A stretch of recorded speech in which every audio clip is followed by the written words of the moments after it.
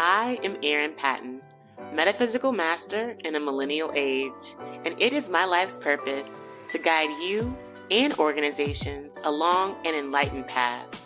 So I invite you to sit comfortably and tune in as I welcome you to the Meta Business Millennial, where we get the real conversations you won't get in the boardroom so that we understand this is exactly the path we need to be on in order to grow, evolve, and thrive.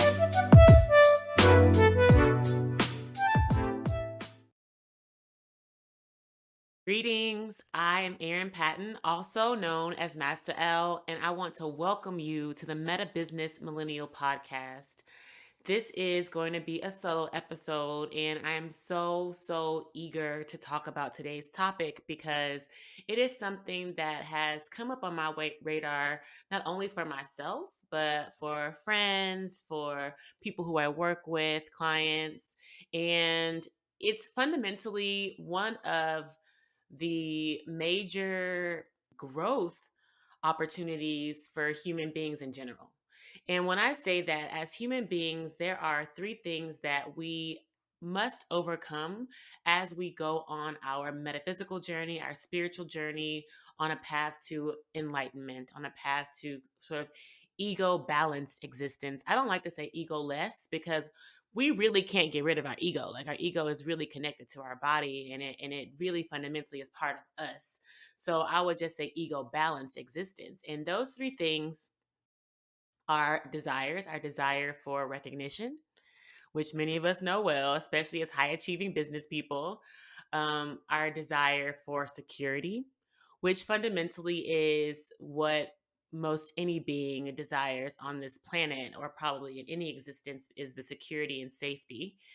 And then the third one, which is going to be today's topic, is our desire for control. Our desire for control. So I have to laugh with this one because this is something that I believe fundamentally is really a squishy topic for me. And I just say squishy because it just already, in talking about it, just makes my ass feel uncomfortable because control is something, especially in my family, that was this OCD kind of existence was like commonplace. And generally, we see that, especially in traumatized environments, chaotic environments, environments where there is a lot of disruption. People really try to control everything around them to feel like there isn't the chaos, there isn't the disruption, there isn't the trauma that actually exists. And it's essentially sometimes a trauma response. And I call it a trauma response, the OCD level, but really when we get down to it, as I just had started off with the breakdown, it's fundamentally a desire that we all have is to control our environment.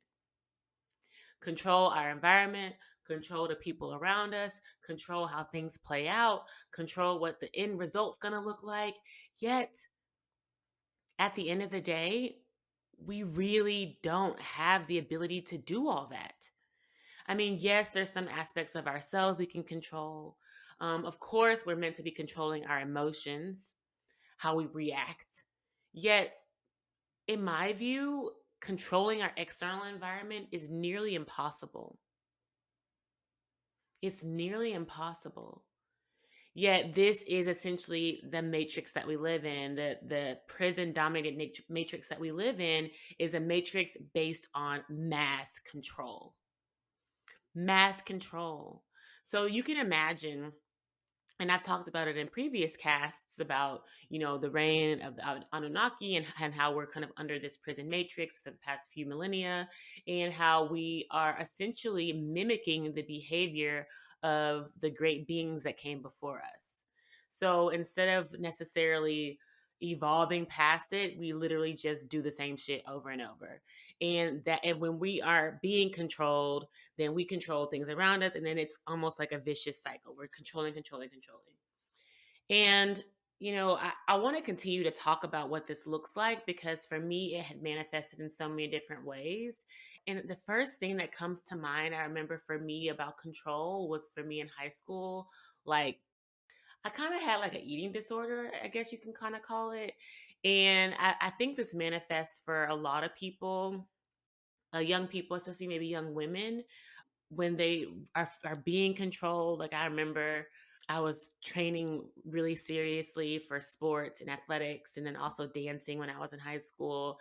And my mom and my trainer had me on this really strict diet. And my friends that are listening to this know, like, they'd be like, Erin, how many grapes did you eat today? How many carrots did you eat today? Like, I literally had to like write down like everything that I ate and like how much. And it was just insane. And and it was really for someone who wasn't necessarily in a healed environment and really emotionally, not in a very balanced state. Like being having that control over my eating was just it was a little bit, and I'm trying to find the words here because this is almost like it's like the first time I've ever talked about this. It was it created a sense of anxiety, if you will, a sense of anxiety around my eating, because after I kind of got off a little diet thing, I would like binge eat, like binge the fuck eat. Like I would like eat like a whole box of Girl Scout cookies, or like if I went over someone's house to eat, like I'd eat all the pizza, and like I eat so much to the point of like vomiting. Like I would just be so full because in many ways was like starving myself like on this diet. And so when I was not in my mom's view, or when I was not around my mom, or when I was at school, I could eat as much as I wanted. And so then I just ate. And I remember even like I would never forget this. It sounds so petty, but this is like a real thing. Like I remember going to Fogo de Chao with my mom and dad, like in high school. And come on now, it's an all you can eat meat buffet. And literally you have to flip a card to tell them to bring you meat, and you have to flip it back over when you don't want them to bring it. And I remember my mom would just keep flipping over my card, like so I wouldn't get any more food. And I remember like yelling at her, like, Mom, you're such a control freak. Like, oh my God. Like, and it created some, that was like the first time I think me and my mom kind of like got into like a little argument when I was in high school. And it really was an indication of this idea of being hyper controlled, hyper managed, micromanaged, not only in my household, but for myself. Like I didn't even have a sense of control for myself. And obviously this started to manifest like bigger and bigger as I got older, because they always say like the shelter kids, like the church kids and shit, when they go to college, how they just wild the fuck out. Well, that was kind of like me. Like I grew up in a crazy sheltered environment, and obviously lots of control, micromanaging, tiger mom energy in my home. So when it came to me being free and on my own, especially when it came to partying and drinking, I had no control. Like absolutely no control. And and you know, this is like really fundamentally continues to be like a challenge for me. I have to just even admit that. That's one reason why I wanted to talk about it today, because I was like, I want to be like a master of everything before I talk to you guys about it. But at the same time, like I'm mastering life as I go. And this control conversation is one that I don't believe that we have enough. I think we kind of, we joke about it like, oh, she's so OCD, or oh, I try to control everything. But really recently, like it has come up and in so many different ways that it's time that I at least try to dig deeper and deeply within myself to really uncover, discover what this control means to me. Because as I embrace this desire for control, it allows me to and allows the control aspect of me to really soften and come into balance. It really does, because that's what awareness does at the end of the day. And I talk about this, I teach this, and also it's just truth that as we become more aware of the aspects of ourselves that are ugly, the aspects of ourselves that are bad or controlling or ego seeking or people pleasing, The more awareness we have, the more we can, name it as for what it is and then nurture it. And in that nurturing is just the embracing of, you know what, I have this as part of me, but it don't define me. It's not me. And I always like to say, it's not me, but mine's. Like, it's not me, but mine's. Like, I have this aspect of me, but it does not define me. It's not me. So, back on the subject of control, obviously, I'm a grown woman now and, manage my own home. I have a 2-year-old son. I am a caregiver for my mother who has dementia. And when I first came into this role, essentially as a caregiver, you can imagine I wanted to control every fucking thing around me. Like, not just every fucking thing, but every fucking body. And that is draining. First of all, that shit gets tiring. It's emotionally draining to try to control everything. Yet this was the programming that I had. This was the behavior that I was taught because this was a household that I also grew up in. A mother who couldn't control her husband or her kids, and all she had was this little baby or me essentially to tell what to do all day. And I listened and I did it. And this fundamentally became my modus operandi too. Like, I started treating my mom like she treated me, like getting frustrated with her, resenting her, like even with my baby, like controlling how much he ate or what he ate or how much he can sleep or what, all of these things were overwhelmingly anxiety inducing. And, I talk to so many people who kind of gone through this themselves and they find themselves losing hair or getting sores or losing weight, gaining weight, skin looking bad, all kinds of aspects, cancer even, to the level of cancer where we're trying to control so much of the world around us and the expectations for our desires that it really creates a disease, a dis-ease within us to the point of literally killing us. Our desire for control. And so I really would love for us to sit with this just as we watch ourselves in our workplace, as we watch ourselves within our families, as we just watch ourselves with our goddamn self. Like, how are we showing up in a control manner?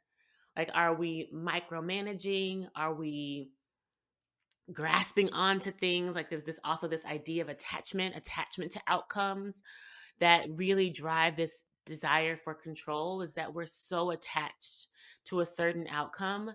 We cannot just simply allow universe to work in our favor, to work on our behalf, for God to just show up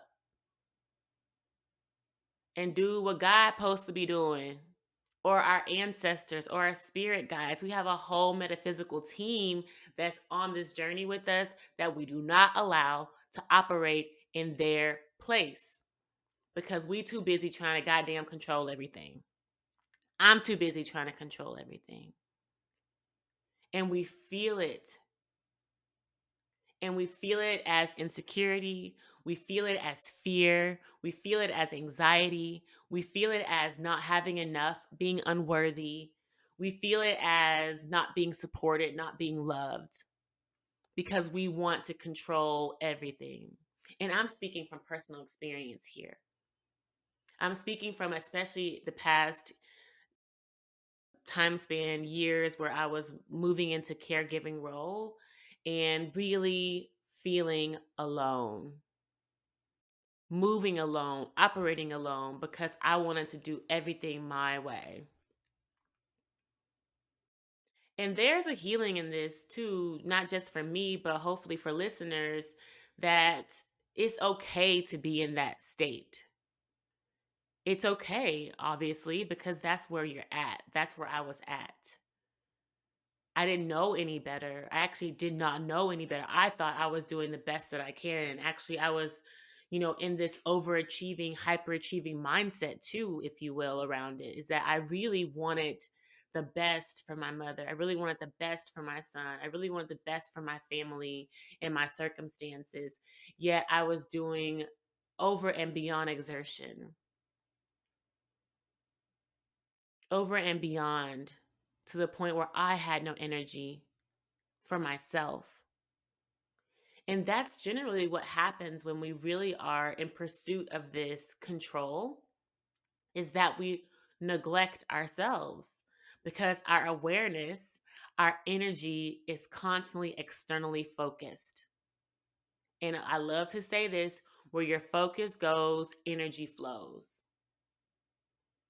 So if you focus externally, if you focus on all the shit outside of you, trying to control every goddamn thing outside of you, then that's where your energy goes, outside of you. But how can you pour from an empty cup? We always talk about this in church. We talk about it and everything else. How you pour from an empty cup. So if your energy is going outside of you, then you are constantly emptying yourself out. And that is not sustainable, obviously, because then you just start pouring out nothing. And then you're at a deficit. So then you're pouring out negative energy. So then you're really disrupting the energetic field around you and the people around you when you're pouring out negative shit. And that's what it looks like too. And that's what it looked like in my home too. When you're pouring out negative shit, then it looks like frustration. Then it looks like resentment.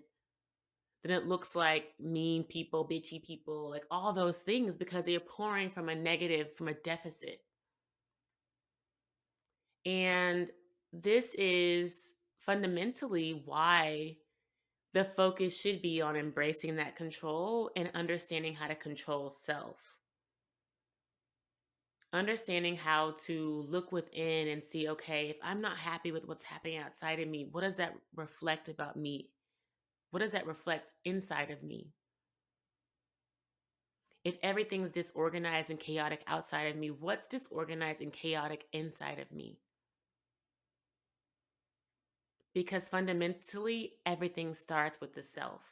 Everything starts in the self, in our minds, in our bodies. And we have to be open to feeling into that, feeling into that chaos within. And that's where the healing journey begins. And literally, that's where the healing journey began for me. For me, it started with reading Bible plans, like setting daily intentions, reading affirmations, repeating affirmations. I remember taking showers and listening to this Deepak Chopra. He has like this A to Z affirmation album on Spotify, and I would listen to it every day, repeating those affirmations. Definitely wasn't in alignment with them at all, However, it was an opportunity for me to start reprogramming how I felt about my damn self,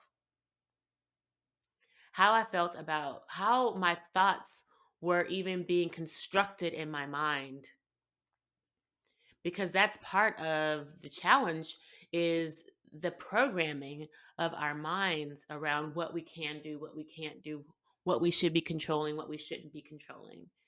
Generally, it's focused externally. Like, we've been taught that in school, solving problems, solving everything. Like, we're always being tested about things outside of us. We're never being taught how to nurture things within us. We've never been properly taught that. Like, you have to admit that for yourself, unless you came from a familial background where that was part of your culture or your familiar culture. However, in traditional American culture, when we go to school, it's about being tested on everything outside of us, especially when we can think with our thinking minds and our brains, and not with our feelings, with our emotions, with our soul energy, with our energetic space, our spirit space, our emotional space. That's never a consideration.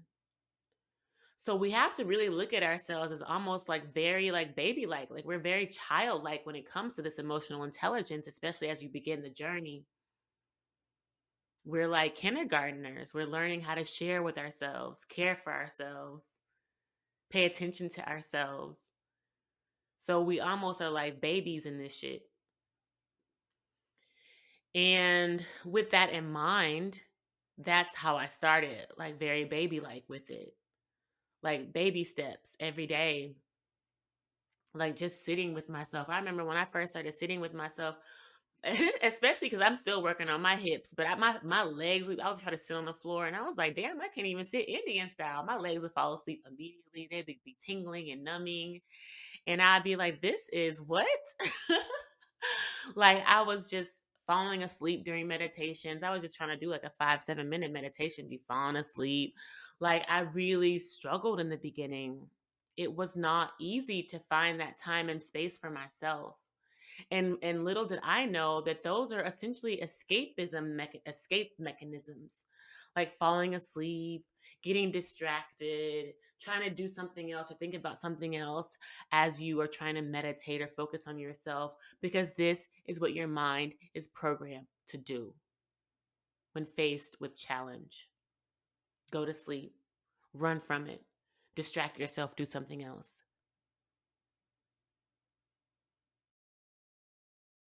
And you see all that when you come into stillness with yourself.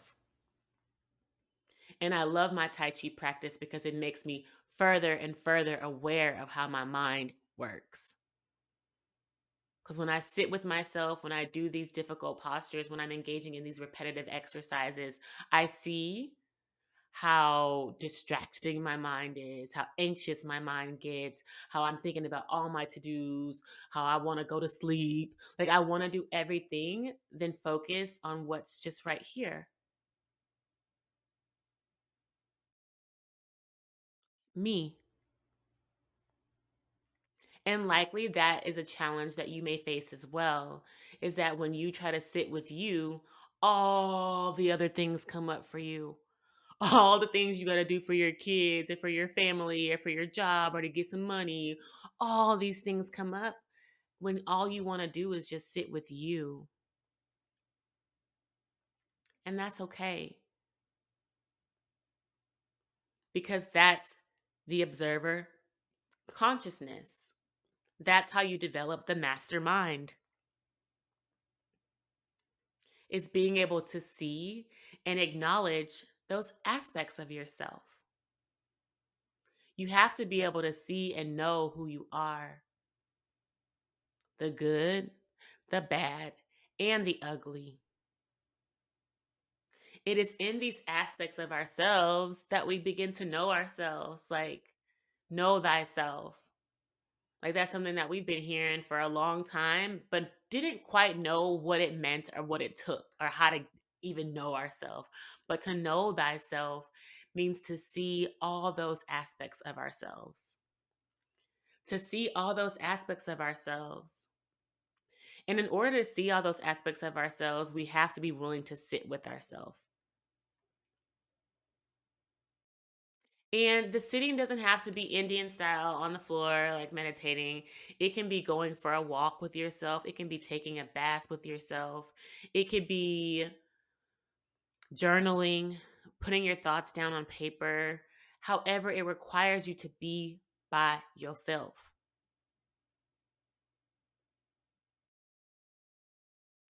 And it's interesting because I always complained about being alone. Yet this is exactly where universe and where God wanted me to be, needed me to be, in order to connect more deeply to myself and to God and to my purpose.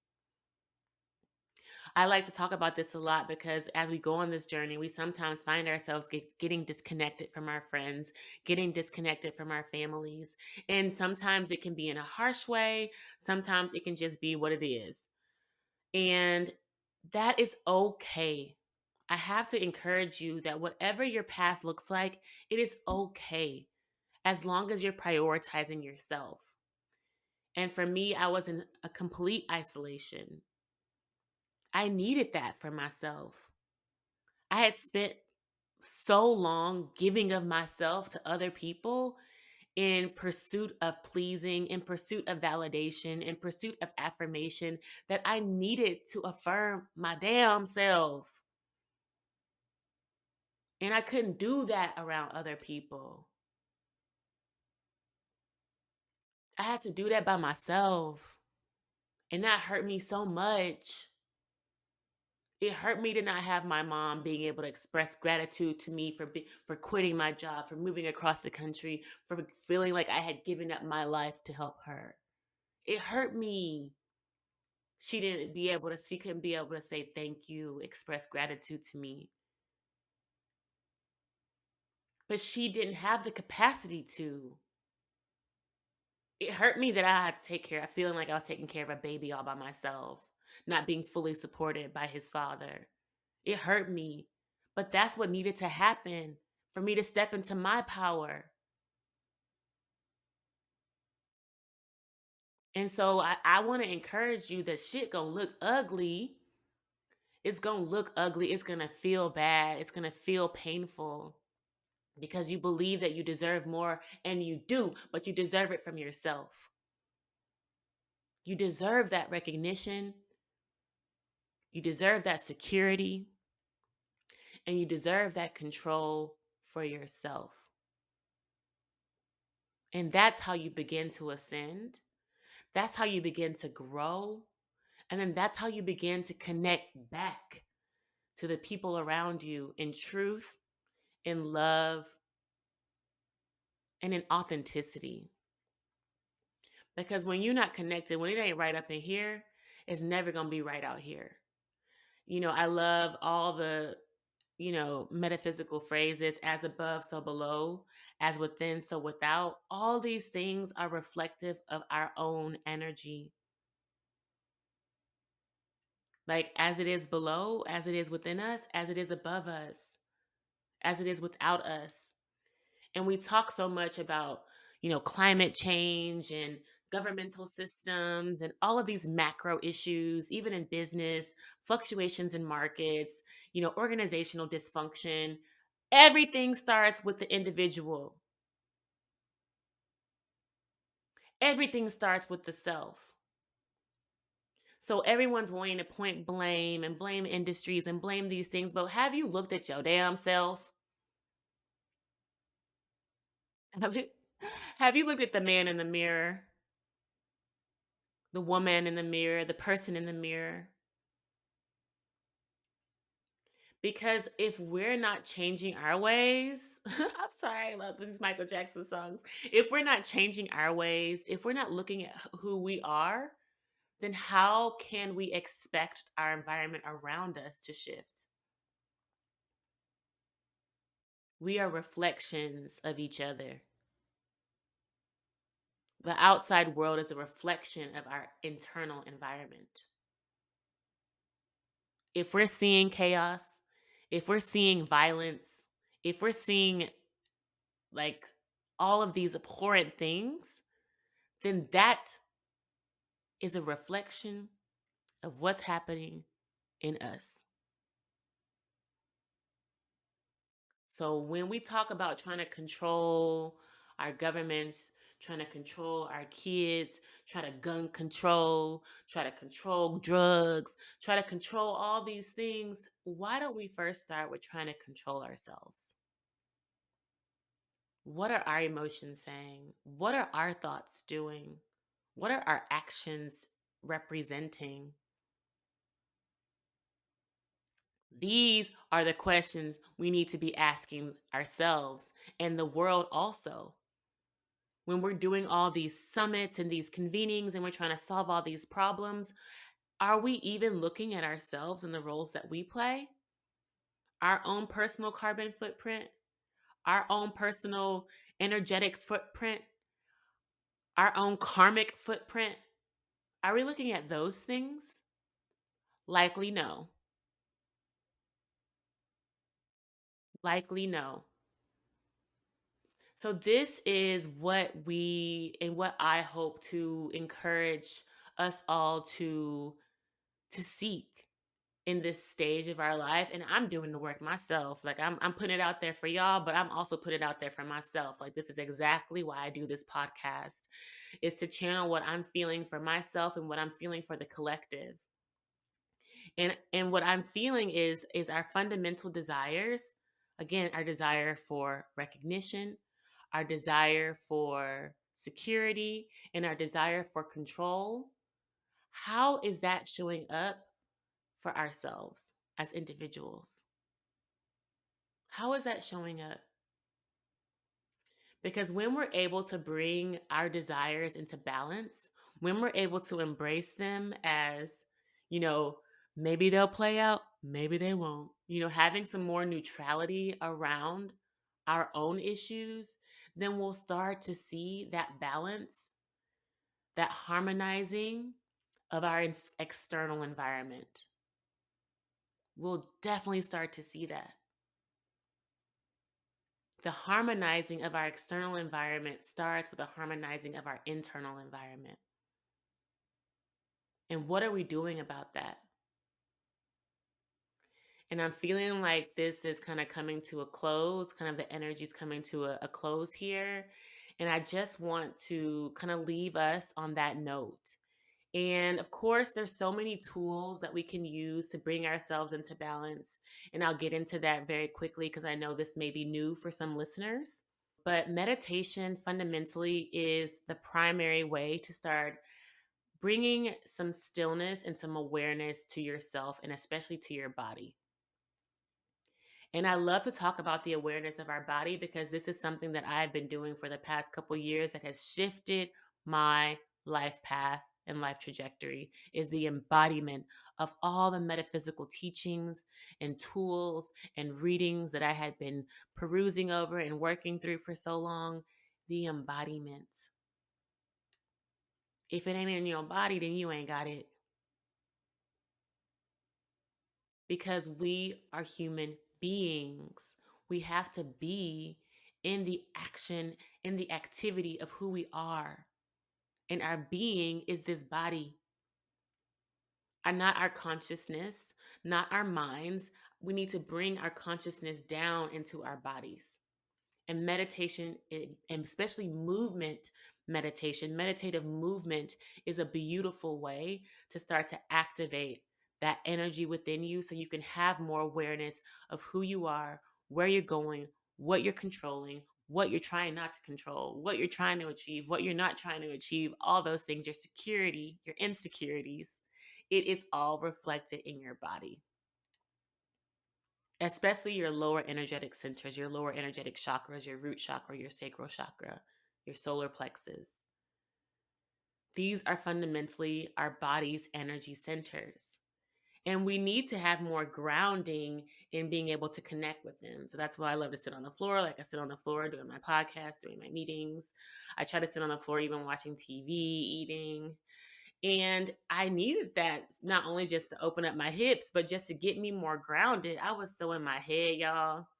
I was such an intellectual, intellectualizing everything. That's just how I was raised. I mean, come on now. I got 2 masters from Harvard, 2 degrees from UT honors programs. So I'm just like this massive thinker. I love to, think. However, the thinking only gets us so far. And I hope this resonates, especially with some of you business people, you very analytically minded people. We need to start coming deeper into our bodies, bringing all that intellectualization into our bodies so that we can start to feel more, moving with our gut instincts more. Our gut is our body's brain. So being able to do some movement meditation, doing meditation is a great way to start to really see what it is that you're feeling, what it is that you're acting on in a very graceful and observer way. You can see it and you don't even need to do anything about it. Actually, it's best you do nothing about it. Just watch it. Just watch it. And if you need to take it a further step further, nurture it, love it, embrace it. Okay, y'all. So I thank you so much for riding with me on this journey. Today's podcast was really, really beautiful for me because I needed to talk through this for myself and hopefully for you as well around embracing our desires for control, embracing these desires and seeing how they play out in the world around us, embracing all that you are to become all that you were destined to be. Okay? I love you all so much. Don't forget to follow I am Erin Patten on Instagram, Facebook, and definitely this podcast on YouTube at I am Erin Patten. And then don't forget also to check out my resources on the metabusiness.world. And I'm always here for you guys, okay? I love you so, so much. Peace.